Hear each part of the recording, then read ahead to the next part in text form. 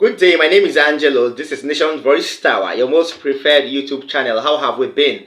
As for we over here, we've been doing perfectly alright. Yes, I will continue to repeat, the nation is in chaos, and lots of people really find it very difficult to blend into what's happening right now because the economy has gone so bad that if Nigerians aren't careful, I don't think we could survive this if we were to continue with this government for the next 4 years and then another 4 years. All right. To that extent, I told you that lots of people involved in this government are card carrying members of lots of illegal deals coming from different operations around Nigeria. Okay. And this is the point of this expose. So I clamped down on the First Lady Remi Tinubu and her activities, and I noticed that she's also involved in some shady deals with her husband and their foster son, inclusive Seyi Tinubu, which I'm going to expose in a sec. All right, now it's been exposed about Oluremi's secret dealings with some Indian fugitives, the Sandasera brothers, and how the First Lady Oluremi Tinubu allegedly gets over $20 million monthly from illegal oil bunkering. Are you shocked? Don't be shocked because more exposés will come your way. Now, I would not love to talk much on this because it's so enormous that I would love us to, exhaust in a very short time possible. Okay, so Oluremi Tinubu now caught in this. I would really challenge the security operatives to quickly delve into this in strong investigative processes and see if they could really go far, because this particular expose is not a child's play, all right, or it's not a joke. Rather, it's actually coming from strong sources, and when you establish these links and these facts, then you would now see why the Sandasera brothers have actually taken refuge in Nigeria over a long period of time now. Aside acquiring 4 oil blocks from Egypt, Nigeria, using Oando PLC as front, Bola Ahmed Tinubu, his wife Remi Tinubu, are alleged to have been receiving nearly $20 million monthly from illegal sales of 1.2 million barrels of Nigeria's crude oil valued at $97.2 million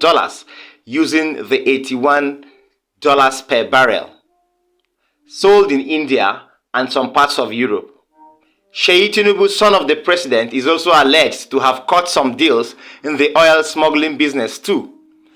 Oil industry informants said the first family are using Nitin and Chetan Sandasera, the two Indian fugitive brothers who own Sterling Oil and Energy Exploration and Sterling Global Oil Resources Limited, to perpetrate illegal oil bunkering in the Niger Delta using the very large crude carrier VLCC vessel belonging to the Sterling Oil Group. The VLCC Tulja Kayani, with number 9206035, 21-year-old and sailing under the Nigerian flag with a capacity to load about 2 million barrels of crude oil belonging to the Sterling Group, is one of the vessels used to move Nigerian crudes. According to sources, on a monthly basis, about 20 shuttle boats with 5,000 capacity are used to move 2 million barrels of crude oil from the rigs in different states to where the VLCC is docked in Delta State, and only 800,000 officially declared in the scheme carried out by Sterling Oil Group and government officials. Once it is filled to capacity, the vessel departs to India or any part of Europe, while officials from the NNPC are sent ahead to the destination of the vessel to only confirm the arrival of 800 barrels, hiding 1.2 million barrels.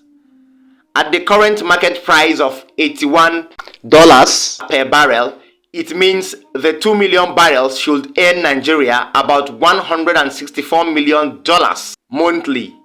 Oil insiders who are in the know of the deal said the 800,000 barrels are sold at the current market value of $81 per barrel, amounting to $64.8 million. The unaccounted balance of 1.2 million barrels is then sold for about $97.2 million and $19.4 million, representing 20% of it, and allegedly given to Bola Ahmed Tinubu and his wife Remi Tinubu monthly.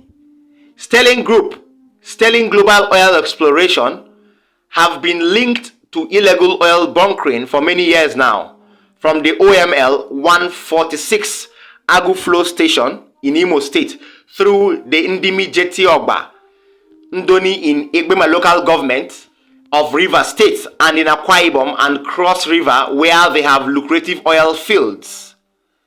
Different security operatives should at least take this medium to launch an immediate investigation into the offshore activities of the Indian brothers, especially under Bola Ahmed Tinubu's government. Recently, the Nigerian Senate said between January to date, 2.3 trillion naira has been lost to illegal bunkering and oil theft. All right, that was the expose there, and the details were clear. All right, details were clear. Now, those oil barrels that are being taken away from Nigeria outside to places that they are being sold to.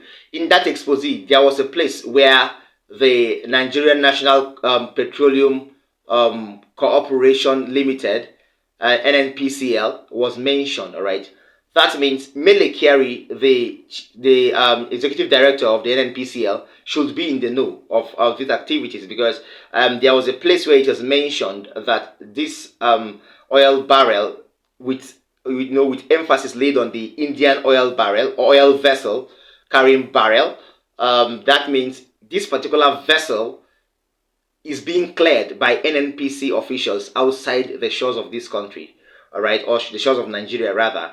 And that goes further to say that there are lots of activities going beneath our noses that the NNPCL know about. That is the more reason why we've been calling on a revitalization process in the NNPCL. How can there be a cleansing process in the Central Bank of Nigeria? There should be a cleansing process, or there was a cleansing process in the Economic and Financial Crimes Commission. The DSS is yet to experience one, and then the NNPCL and other oil-related sectors are yet to be cleansed. And the oil producing sector is one most important sector that brings up the economy of Nigeria. So where is the truth in what Bola Asiwaju Ahmed Tinubu is doing? Unless he has a skeleton in his cupboard, which obviously from this expose, his family and himself have lots of things to hide. And that is the reason why I will bring you more stories as time goes by. I gave you a particular expose about the Sandasera brothers, two Indian fugitives that have been on the run for a very long while now and have, toured the oil the oil communities of Akwa Ibom states, Cross River states, and River states, and Bayelsa inclusive, respectively, with their wide range of oil bunkering and illegal businesses. Okay, and these people have been asked different times to come back to India to face punishment and indictment, but they have taken refuge in Nigeria. Sometime during the formal government of President Muhammadu Buhari, these two people were shielded by the former Attorney General, all right?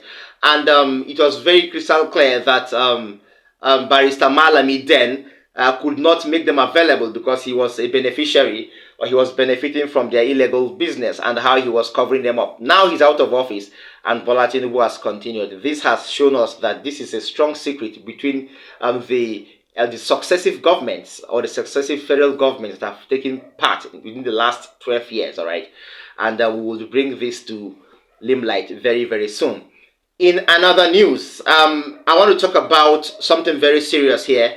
Aside the fact that over time, there have been calls for the 2023 budget to be made very public. Bola Ahmed Tinubu 2 days ago officially submitted the supplementary budget for the year, all right? And the truth is, the amount of money in this budget is actually okay. But compared to the population in the country and the sectors that need revitalization and an upgrade and need to work quickly for quick results, 27 trillion and above is so small. And at the end of the day, you will see, you will notice that we are just going around the vicious circle of poverty. You approved 27 trillion where lots of, or parts of that money were borrowed, and nothing will be done about, with it in the space of 4 years. To that effect, according to Bismarck Rewen is the chief executive officer of the financial derivatives, all right? He believes firmly that the 27 trillion budget proposed for the 2023 supplementary budget, or actually trying to be approved by the Senate House, comparatively is not enough for Nigerians, and it may actually not create any impact in the economy whatsoever. So you find us coming back to square one. I think I would better let you listen to Mr. Bismarck, the CEO of Financial Derivatives. In the land of the blind, everybody in one man's eye, a one-eyed man is a king. The reality is that even when you take the 27 trillion naira, 27 trillion naira is less than 12% of the GDP of this country. That is what the federal government is spending. And it's not going to have an impact whatsoever on the lives of people. We have to be more ambitious. You see, your total expenditure is $23 billion. The president said, I want to achieve $1 trillion economy in 8 years. To do that, you need to grow at about 8 or 9% a year. Even this ambitious budget is talking about 3.76. You are 4-5% below what you require as a minimum. So one thing is nominal values, which is, yes, it has gone up by 25%, but what does nominal value mean? When you dollarize it, you find that you've actually, your expenditure this year is 14% less than last year. It's like when everybody keeps on clapping that we've done very well in the Nigerian stock market, we've gone up by 38%. Please discount the exchange rate depreciation, and what you get is you are minus, around -5 or -6. You're underwater. So, look, I don't want to sound like a party pooper, and all of that, but the reality is that this is a very steep hill to climb. All right, that's that. I wouldn't say much on that because it's actually it's crystal clear that it's self-explanatory. So I wouldn't say much, but there should be an upgrade on this budget if we really want it to touch all, or if not every sector, the most important sectors that would make this particular federal government work this time around. Finally, Wike and Sim Fubara have been in controversy over time. But this time around, I have Mr. Opunabo in Kotaria. He was a former special advisor to Governor Wike. He has lots of accusations on Wike, owing to the fact that he worked with Wike.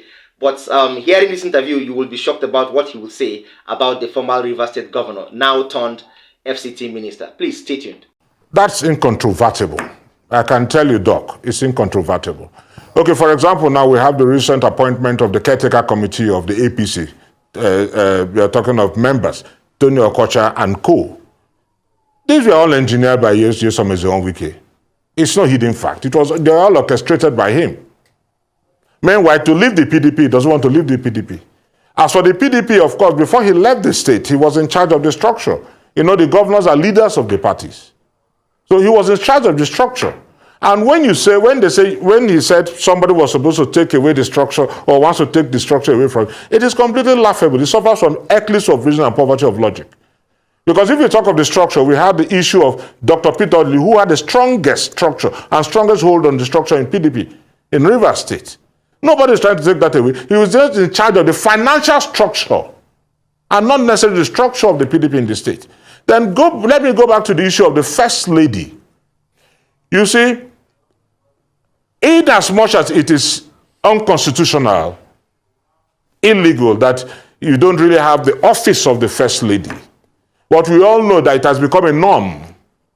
And Wike himself said, even in churches, that he doesn't want to hear the issue of First Lady. In churches, it's on record. He doesn't want to hear the issue of First Lady. What he wants is absolute control. He doesn't want anybody, even those who are supposed to visit the governor and government house, are being restricted. And if anybody gets into government house, immediately 1 or 2 persons call him. And he's going to lambast the governor for doing that without his consent. This thing played out itself in the appointment of the Commissioner for Information, in the appointment of how do they describe this thing? Is it a specially abled person? Okay. A senior into special government. Assistant to the governor. Wike was peeved that those appointments were made. Even the issue of the Songhai, which was set up by Rotimi Amechi. No, but which was supposed to provide but with the physically challenged employment. Sorry, with some of those appointments, I think Wike's physically challenged. Yes. Wike's argument is that Fubara was beginning to appoint people from Okpobo, from his own town.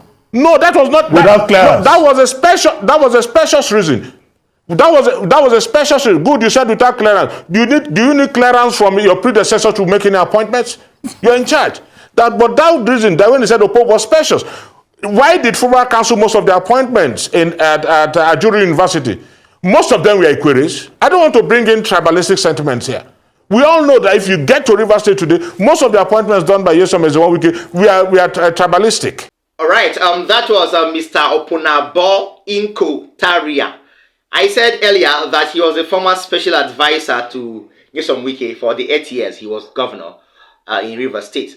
Now, according to Taria, he said it's actually incontrovertible that Nyesom Wike invariably controls the two parties, majority parties in River State, APC and People's Democratic Party.